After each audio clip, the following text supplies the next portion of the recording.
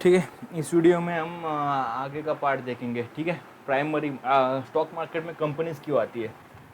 देखो, stock market में companies क्यों आती है मैं बताता हूँ आपको।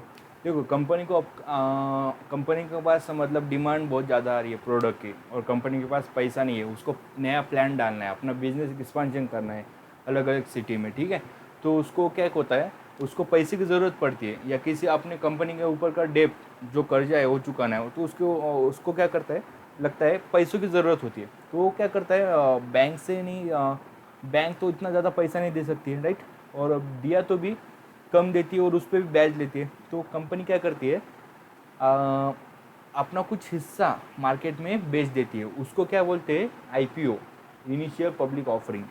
ठीक है, इनिशियल पब्लिक ऑफरिंग बोलते हैं उसको, इनिशियल पब्लिक ऑफरिंग। ठीक है, मैं आपको आईपीओ को टॉपिक में ये बताऊंगा।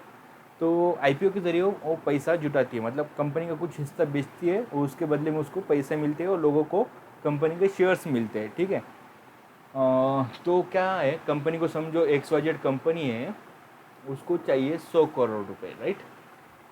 तो क्या करती हो, 100 करोड़ का इशू मार्केट में लाती है। ऐसा अब ये कंपनी क्या जाती है, सेबी के पास जाती है, राइट। तो सेबी क्या, आपने पूरे डॉक्यूमेंट वगैरह सेबी को देती है। सेबी क्या करती है, उसका 10 कंपनी जब से स्टार्ट हुई है उसका पूरा मतलब चेकिंग करती है, मतलब सब बैलेंस शीट वगैरह चेक है ना, सब जेन्युइन है ना, वो सब चेकिंग होने के बाद सेबी आईपीओ को परमिशन दे देती है, और फिर उसका मार्केट में आईपीओ आता है 100 करोड़ का। तो 100 करोड़ में क्या बोलते हो, तो उस 100 करोड़ में लोगों को क्या मिलते हैं, 100 करोड़ के शेयर मिलते हैं। समझो 1 करोड़ शेयर उसने 100 के प्राइस से ला लिए, राइट।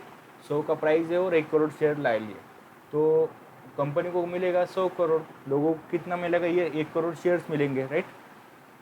और आईपीओ में समझो वो रहता है ना ओवर सब्सक्रिप्शन, कितना टाइम ओवर सब्सक्रिप्शन आपने सुना होगा कि ये आईपीओ इतना टाइम ओवर सब्सक्राइब हुआ, इतना टाइम ओवर सब्सक्राइब हुआ। तो ओवर सब्सक्रिप्शन होता क्या है मैं आपको बताता हूँ। कंपनी को चाहिए सिर्फ 100 करोड़ रुपए, लेकिन डिमांड आई है 500 करोड़ की, 5000 करोड़ की। मतलब इतने सारे लोगों ने कंपनी के लिए, आईपीओ के लिए अप्लाई किया। कंपनी को सिर्फ इतना चाहिए और इतना डिमांड आया। समझो, इतना डिमांड आया मतलब कितना डिमांड आया, 5 गुना, राइट। इतना डिमांड आया मतलब कितना, 50 गुना, लगभग 100, 200, 150 गुना जो कंपनी का ओवर सब्सक्रिप्शन होता है। समझो किसी कंपनी का ओवर सब्सक्रिप्शन 200 गुना हुआ, तो उसका लिस्टिंग गेन मतलब 2 हफ्ते में ही कंपनी जो 100 के प्राइस पे आने वाली थी, वो लिस्टिंग गेन जब वो मार्केट में आती है तो 200 के प्राइस पे ऊपर आती है।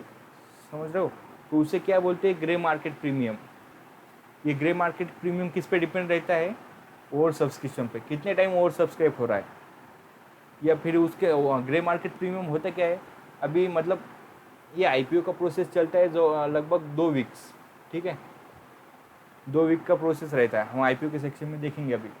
तो 2 वीक्स के प्रोसेस में बाद वो मार्केट में लिस्ट होती है एनएससी या बीएससी पे। तो जो प्राइस पे लिस्ट होंगी, या लगता है जितने प्राइस पे लिस्ट हो सकती है, तो उसको क्या बोलते हैं, ग्रे मार्केट प्रीमियम बोलते हैं। ठीक है, तो इसमें भी 100 रुपये में भी, अभी ये जो प्राइस है 100 रुपये, उसमें क्या रहता है, एक रहता है ऐसा डिवाइडेशन रहता है 10-90 का। तो इसको क्या बोलते हैं, फेस वैल्यू। फेस वैल्यू मतलब क्या रहती है, कंपनी की एक्चुअल वैल्यू जिस पे डिविडेंड दिया जाता है, एक्चुअल वैल्यू जिस पे डिविडेंड दिया जाता है। और ये रहता है, इसको इससे क्या बोलते हैं हम, प्रीमियम। ठीक है, हर एक स्टॉक की फेस वैल्यू रहती है जिस पे डिविडेंड दिया जाता है। डिविडेंड किस में देते हैं, परसेंटेज में। आपको पता है डिविडेंड मतलब क्या होता है, कंपनी को 3 महीने में जितना भी कुछ फायदा होता है तो कंपनी अपने शेयर धारकों में बांट देती है, उसे क्या बोलते हैं, डिविडेंड बोलते हैं। ठीक है, और फेस वैल्यू मतलब क्या, कंपनी की एक्चुअल स्टॉक प्राइस जिस पे डिविडेंड दिया जाता है, और बाकी का जो बचा रहता है वो प्रीमियम रहता है। समझो फेस वैल्यू 1 रहती तो प्रीमियम कितना रहता है, 99। ठीक है, तो ये कुछ बातें थी, मतलब अभी आपको ये सुनने में मिलेंगी, grey market premium, face value, dividend क्या रहता है। ठीक है, समझो अभी फेस वैल्यू इसकी 10 है और प्रीमियम 90। अभी समझो इस कंपनी में डिविडेंड ने दिया, कंपनी ने बोला कि हम 100% डिविडेंड देने वाले हैं। 100% मतलब डिविडेंड कितना, फेस वैल्यू पे रहता है परसेंटेज कैलकुलेट करने का। 100% मतलब जितनी फेस वैल्यू उतनी। कंपनी ने बोला कि हम 50% डिविडेंड देने वाले। 50% मतलब फेस वैल्यू कितनी है 10, मतलब 5 रुपये डिविडेंड देने वाले, राइट। अभी इतना आसान हो गया कि आपको मतलब न्यूज़ पे आता है कितना रुपए डिविडेंड दे रहे हैं, मतलब कैलकुलेट करने की भी ज़रूरत नहीं रहती आपको, सीधा बता देते हो कितना 5-2 रुपये, वो न्यूज़ में ही आ जाता है, ठीक है।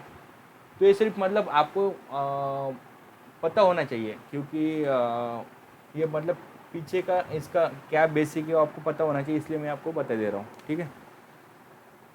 एक्चुअल ट्रेडिंग में ये कोई बेनिफिशियल नहीं रहेगा, सिर्फ आपको ये सिर्फ बेसिक बातें पता रहनी चाहिए, इसलिए मैं आपको बता रहा हूँ। और मैक्सिमम 4 टाइम्स कंपनी डिविडेंड दे सकती है, क्योंकि एक साल में 12 मंथ होते, राइट। 12 मंथ में कितने क्वार्टर होते हैं? 3 महीने का एक क्वार्टर होता है, क्वार्टर 1 3 मंथ का। अप्रैल मई जून, ये एक क्वार्टर रह गया, हो गया Q1, इसे Q1 बोलते हैं। Q2 कौन सा है? जुलाई, अगस्त, सितंबर। Q3 होता है अक्टूबर, नवंबर, दिसंबर। और Q4 होता है जनवरी, फरवरी, मार्च। देखो ये क्वार्टर का रिजल्ट आता है जुलाई अगस्त में, ये क्वार्टर का रिजल्ट आता है अक्टूबर नवंबर में, ये क्वार्टर का रिजल्ट आता है जनवरी फरवरी में, और ये क्वार्टर का रिजल्ट आता है अप्रैल मई में। अभी कौन से मई में कभी कौन से रिजल्ट चालू है? Q4 के रिजल्ट चालू है, ठीक है। तो कंपनी हर एक क्वार्टर में एक बार डिविडेंड दे सकती है, मतलब 4 क्वार्टर में 4 बार, मतलब एक कंपनी मैक्सिमम 4 बार डिविडेंड दे सकती है। PSU स्टॉक्स डिविडेंड देने के लिए अच्छे जाने जाते हैं, ठीक है। अच्छे डिविडेंड देने वाले स्टॉक्स मैं आपको बताता हूँ। TCS जो IT कंपनियाँ है वो अच्छे डिविडेंड देती है, TCS, इन्फोसिस, विप्रो, ठीक है। दूसरा अपना ITC, अभी SBI ने दे दिया है डिविडेंड, ठीक है। BPCL एक बहुत अच्छा डिविडेंड देने वाली कंपनी में जानी जाती है, ठीक है। तो जो गवर्नमेंट कंपनियां रहती है मैक्सिमम डिविडेंड देने के लिए जाने जाते हैं ये डिविडेंड पेइंग स्टॉक से ज़्यादा, ठीक है। अभी हम एक एक टर्म लेते जाएंगे, ठीक है। सेबी का लॉन्ग फॉर्म क्या है? Securities and exchange board of India, ठीक है। Securities and exchange board of India, exchange board of India, ठीक है। ये स्टॉक मार्केट की रेगुलेटर है, जैसे बैंकों की रेगुलेटर RBI रहती है, इंश्योरेंस पॉलिसी की रेगुलेटर रहती है IRDA, ऐसे स्टॉक मार्केट में रेगुलेशन का काम करती है सेबी, ठीक है। दूसरा 2 मार्केट रहते हैं इंडिया के, 2 मार्केट है NSE एंड BSE, ठीक है। इसकी साइट है NSEindia.com, NSEindia.com, और इसकी साइट है BSEindia.com। ये दोनों साइट पे आपको जो इंडिया का हर एक स्टॉक की इंफॉर्मेशन, पूरी हिस्ट्री आपको देखने को मिलेगी, ठीक है। और डेली का अपडेट भी ये स्टॉक पे आता रहता है, ठीक है। कोई भी न्यूज़ आई तो हर एक कंपनी को NSE और BSE को अपडेट करना पड़ता है, जो भी कंपनी स्टॉक मार्केट में लिस्टेड है वो, ठीक है। तो NSE का लॉन्ग फॉर्म हो गया नेशनल स्टॉक एक्सचेंज, BSE का लॉन्ग फॉर्म हो गया बॉम्बे स्टॉक एक्सचेंज, ठीक है। तो यहाँ पे पूरे ये एक समझ लो, ये अमेजोन फ्लिपकार्ट की तरह है, 2 मार्केट। अमेजोन फ्लिपकार्ट पे कैसे प्रोडक्ट सेम रहते, कोई भी प्रोडक्ट आपको अमेजोन पे भी मिलेगा, फ्लिपकार्ट पे भी मिलेगा, लेकिन कुछ प्रोडक्ट ऐसे जो अमेजोन पे सिर्फ मिलते हैं, फ्लिपकार्ट पे नहीं, और कुछ ऐसे होते हैं जो फ्लिपकार्ट पे मिलते हैं, अमेजोन पे नहीं। सेम वैसे ही मैक्सिमम कंपनी आपको दोनों ही एक्सचेंज पे दिखाई देगी, लेकिन कुछ कंपनियाँ ऐसी है सिर्फ जो यहाँ पे लिस्टेड है, और कुछ कंपनियाँ ऐसी है सिर्फ यहाँ पे लिस्टेड है, यहाँ पे नहीं, ठीक है। तो ये समझो अमेजोन फ्लिपकार्ट की तरह 2 मार्केट है, NSE और BSE, ठीक है। और हम डायरेक्ट NSE BSE से स्टॉक नहीं ले सकते, हमें जाना पड़ता है ब्रोकर के थ्रू हम स्टॉक्स ले सकते हैं, ठीक है। ब्रोकर कंपलसरी है स्टॉक मार्केट में, और ब्रोकर आया तो उसमें क्या आता है? ब्रोकरेज। अभी मैक्सिमम कंपटीशन इतना ज़्यादा हो गया है, हम डीमैट अकाउंट ब्रोकर की तरफ खोलते हैं तो हमें कोई भी AMC नहीं लगती है, और अकाउंट ओपनिंग चार्जेस भी नहीं लगते। ऐसा मैक्सिमम ब्रोकर्स कर रहे हैं, क्योंकि कंपटीशन इतना बढ़ चुका है। और डिलीवरी चार्जेस और डिलीवरी का जो ब्रोकरेज जो फ्री में दे रहे हैं मैक्सिमम ब्रोकर्स, और जो एफ का है डिस्काउंट ब्रोकर्स का ब्रोकरेज एफ का अप टू 20 है, अलाइस ब्लू में 15 है, ठीक है। तो डिस्काउंट ब्रोकर को डिस्काउंट ब्रोकर एक होता है डिस्काउंट ब्रोकर और एक होता है फुल सर्विस ब्रोकर, ठीक है। एक होता है full service broker. Full service broker ज़्यादा चार्जेस लेता है, ठीक है। डिस्काउंट ब्रोकर कम ब्रोकरेज लेता है। तो आप डिस्काउंट ब्रोकर की तरफ जा सकते हो, और आपको मतलब ज़्यादा कुछ लैपटॉप का मोबाइल वगैरह चलाना नहीं आता तो आप फुल सर्विस ब्रोकर के पास भी जा सकते हो, ठीक है। वो ज़्यादा हेल्प करते हैं, ठीक है। ब्रोकर के थ्रू काम चलता है, मतलब एंजल वन जीरोधा स्टॉक के थ्रू अपन हमें अकाउंट ओपन करना होता है, demat and trading account.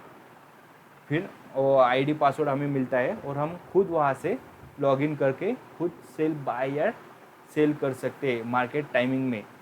Market timing क्या है? मंडे टू फ्राइडे 9:15 से 3:30 के बीच इक्विटी मार्केट का टाइम, ठीक है।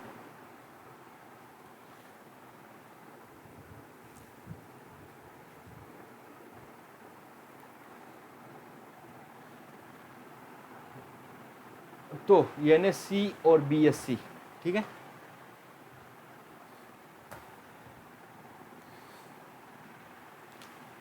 एनएससी कब शुरू हुई मैं आपको बताता हूँ। एनएससी और बीएससी और निफ्टी 50 सेंसेक्स के बारे में बताने से पहले आपको सेक्टर के बारे में जानना पड़ेगा, ठीक है। उसके बाद ही ये आपको समझ में आ जाएगा, ठीक है। स्टॉक मार्केट में जो काम चलता है वो डिमांड एंड सप्लाई पे चलता है, राइट। आपको है ना यहाँ पे नाम वगैरह नहीं दिखाई देते, एक तरफ सेलर्स होते हैं एक तरफ बायर्स होते हैं, आपको नहीं पता चलता कौन बाय कर रहा है कौन सेल कर रहा है, राइट। पूरा ऑनलाइन प्रोसेस रहता है, ठीक है। जो ज़्यादा प्राइस पे लेने वाला है उसकी प्राइस सबसे ऊपर आती है। समझो एसबीआई का स्टॉक 4 से 55 रुपये के पास है, जो मैक्सिमम कोई 555 इसमें बाय करने वाला है, ज़्यादा जो ज़्यादा वैल्यू पे बाय करेंगे उसकी वैल्यू सबसे ऊपर आएगी, ठीक है। उसको सबसे पहले शेयर मिलेगा, बाद में वो कम वाले को, ठीक है। ऐसा ऐसा नीचे आता है। और सेलर में क्या है, जो सबसे कम बेचने के लिए तैयार है उसका शेयर सबसे पहले बेचा जाता है, ठीक है। मतलब 5 से 55 पे कोई बेचने का है तो ये दोनों की ऑर्डर एग्जीक्यूट हो जाती है। फिर उसके कम पे कौन बेचने वाला है उसका आ जाता है, ठीक है। ठीक है, नहीं नहीं फिर सबसे कम वाला ऊपर रहता है, फिर ज़्यादा वाले का नीचे आता है, राइट। ज़्यादा वाला कौन है फिर? 58, 460, 470। जो ज़्यादा रेट पे लेने के लिए तैयार है वो बायर्स में पहले पे आएगा, और जो सबसे कम रेट पे बेचने के लिए तैयार है वो यहाँ पे आएगा। जो ज़्यादा रेट में बेचना चाहता है उसका नंबर बाद में लगेगा, ठीक है। पहले कम पे बेचने वाले का नंबर लगेगा, ठीक है। और यहाँ पे एक ट्रेड समझो, एक ट्रेड किसी ने बेचा और किसी ने लिया तो उससे क्या बोलते हैं? एक ट्रेड, राइट। उसको क्या बोलते हैं? वॉल्यूम एक हो गया। वॉल्यूम मतलब क्या है? स्टॉक मार्केट में आपको सुनने मिलेगा ऐसी कंपनियां चुनो जिनका वॉल्यूम्स मिलियंस में है, राइट। तो वॉल्यूम क्या होता है? नंबर ऑफ शेयर्स ट्रेडेड, उसको वॉल्यूम्स बोलते हैं। मतलब अभी आप 9 बजे 10 बजे देख रहे हो तो आपको वॉल्यूम दिखेगा स्क्रीन पे या मार्केट के ऐप में। तो 9 मतलब वो 10 बजे तक कितने शेयर्स ट्रेड हो चुके हैं वो वॉल्यूम बताता है, ठीक है।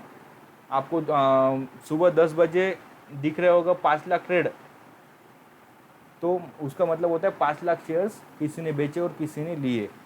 2 बजे बताएगा आपको यही 40 लाख हो सकता है, राइट।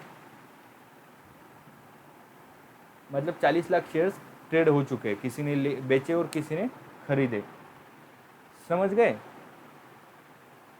ऑर्डर और ट्रेड में यही फ़र्क होता है। देखो, मैंने एक ऑर्डर डाली, ऑर्डर मतलब क्या? मुझे समझो 10 शेयर चाहिए एसबीआई के, ठीक है।